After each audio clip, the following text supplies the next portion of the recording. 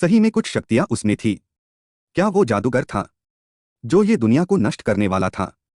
ये एक ऐसे काला जादू की बात है जिसने पूरे परिवार को बर्बाद कर दिया था और भी न जाने कितने परिवार की जिंदगी लेना बाकी था। भारत एक इस देश है जहां पे आप भरोसा करे या न करे, लेकिन लोग आपको उसके सकंजे में लेके ही जाते हैं। यहाँ पे किसी की भी कभी भी ना कभी अंधविश्वास के कारण बलि चढ़ जाती है और इस बात का शिकार बना है मध्य प्रदेश के रहने वाले बृजलाल चोपड़ा। उसका बीमार पुत्र ठीक होता ही नहीं था और परिवार वालों को ऐसा लगता था कि उनके बेटे के ऊपर कोई काली शक्तियां घूम रही है। वो लोग उनके बेटे को पास में रखते हुए एक कबीला के पास लेके गए जहां पे काले जादू से कुछ भी कर सकते हैं, लेकिन वहां पे जो बना हो सुनकर आपके हौस उड़ जाएंगे। कबीला के सरदार का नाम पार्वती था। वहां पे उनके साथियों ने ऐसी काले जादू की झाल बिछाई जहां से बृजलाल, उनकी पत्नी और उनका 10 साल का बेटा उसमें से बाहर ही नहीं आ पाए।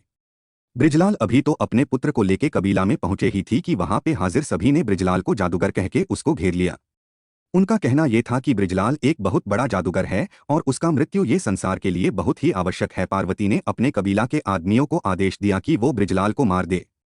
वो लोग ने बृजलाल को घेर लिया और उनके आसपास नृत्य करने लगे। किसी के हाथ में त्रिशूल था तो किसी के हाथ में तेज धार वाली तलवार। उसमें से एक आदमी सामने आया और बृजलाल ले हाथ काट दिए। बृजलाल बहुत चीखा, बुम्बराड़ा किया, वारंवार कहता रहा कि मैं जादूगर नहीं हूं, लेकिन उनकी चीखें उन लोगों के गाने में और हंसने में दब गई।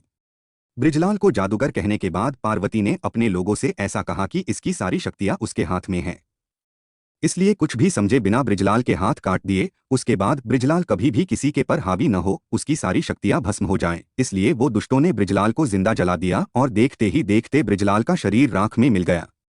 ये सारा खतरनाक दृश्य बृजलाल के 10 साल का बेटा और उनकी पत्नी के सामने हुआ था।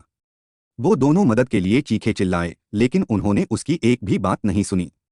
ये सारी घटना को अंजाम देने के बाद उन्होंने बृजलाल की पत्नी और बेटे को जाने की अनुमति दे दी और उन्होंने एक चेतावनी दी कि अगर इसके बारे में किसी को भी कुछ भी कहेंगे तो उसका अंजाम बहुत ही बुरा होगा। अपने पति की मौत और पूरे परिवार को खत्म होता देख सुषमा पूरी रेड पुलिस स्टेशन के चक्कर काटती रही। माँ पुत्र ने सारी बातें पुलिस को बताई कि किस तरीके से वो डाकन ने उनके पति को जिंदा जला दिया।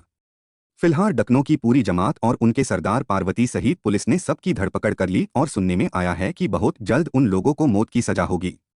कानून इस घटना को किस तरीके से अंजाम देगी वो तो समय ही बताएगा, लेकिन इस घटना ने एक बहुत ही बड़ा सवाल खड़ा कर दिया है कि क्या सही में भारत में काला जादू होता है, और अगर होता भी है तो किस कारण से होता है।